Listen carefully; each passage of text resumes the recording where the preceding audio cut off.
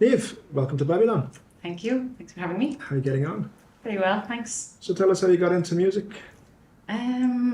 I remember I first discovered music and got into it when I was like 6. I remember hearing a Beatles song on TV when I'm 64 to be exact. And I still remember vividly how like I felt when I heard it, and I became obsessed with the Beatles after that.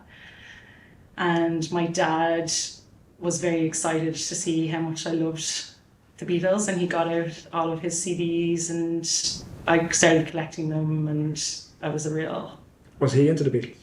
yeah, like he had been very into them like before that, so I think he got more into them Not when he again. was 6, no.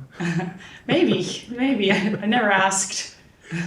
All right. So yeah, from then on, So the Beatles at 6, and where did it go from there?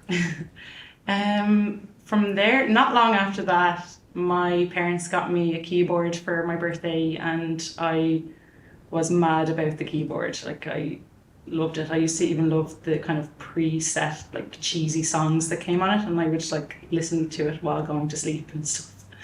Um, so yeah, that was my first instrument, and um, kind of moved on to the guitar a bit later. So you were only just starting to love music and you started performing almost immediately. When did you get the keyboard? I would say I was about 6 or 7, like around that time. I don't know if performing is the right word, but I was definitely playing. I did perform at family gatherings a bit. My granny would make me kind of sing for the family, stuff like that. So that was probably my first performance. Okay, so you started with keyboard and then did you say guitar? Yeah, when I was about 12, I'd say I picked up the guitar, yeah. Okay. And then what happened when you started playing guitar? I got quite into it. Then when I was 13, I made friends with a couple of guys who were looking for a bassist for a band, and at that point I thought a band was like the coolest thing in the world. So I pretended I played bass and kind of practiced bass lines on my guitar, on my acoustic guitar, and they gave me the job. They fired their previous bassist, and I used his bass. Okay, so you got the job without even having a bass. Yeah, Okay. yeah. And your predecessor, you took the bass of the person before you. Yeah, he kindly let me use it after he got kicked out. Oh, there was no hard feelings, no? No, we were all friends. All right, okay. So you started performing with them? Yeah, actually, we did a good few gigs from when I was like 13 to 15. There used to be all ages kind of gigs on Saturdays from like 12 to 6 or something. So we played lots of gigs actually back then, and we recorded and we won a few competitions and stuff like that. So that Did you was, record original stuff? yeah, Great. Is it available anywhere? it's available on my iTunes, but Okay. I don't think it's online anywhere, no. All right, okay. And then, so nowadays, what are you doing? Nowadays, I'm more into like the kind of acoustic folky stuff. So I kind of stopped for most of my teens and kind of forgot about music and that I could sing and stuff. And it wasn't until I was about 23 or 24 that I kind of took it back up out of boredom, and yeah, just started kind of getting into Irish music, Christy Moore, trad, got really into that, and that kind of just inspired me and just kind of started writing songs. You forgot that you could sing for so I long. did, yeah, I completely forgot. Like my teenage years just kind of took off, and I got Other things to do. yeah. In fact, I thought I was like not like just bad at singing. Even yeah, just convinced myself that. So. Okay, so when did you get into performing again? The first time I performed again in terms of like singing and playing guitar was actually at like a Irish. It was this guy who was playing Irish songs at a pub, and he passed around the guitar to the audience at one point for everyone to do a little tune, and that was the first time. Where was this? That was actually in, is it McNeil's on Capel Capel Street? Street, Yeah. So yeah, that was my debut performance. So you were kind of you weren't expecting to play. I thought maybe like we knew that this like that was kind of what would happen. Like Okay. so I did that a couple of more times at that same kind of Okay. night. So And that's trad and folk down there, is it? yeah, well, this guy who was playing, yeah, it was all kind of old Irish songs, Okay. folk songs, yeah. And then where did you take it from there? From there, I moved to New Zealand, and it was actually there the first song I wrote was up there. I never really thought I could write songs like because I had tried. And then I don't know, one day a song it kind of just came to me, like my first song kind of just arrived in my head.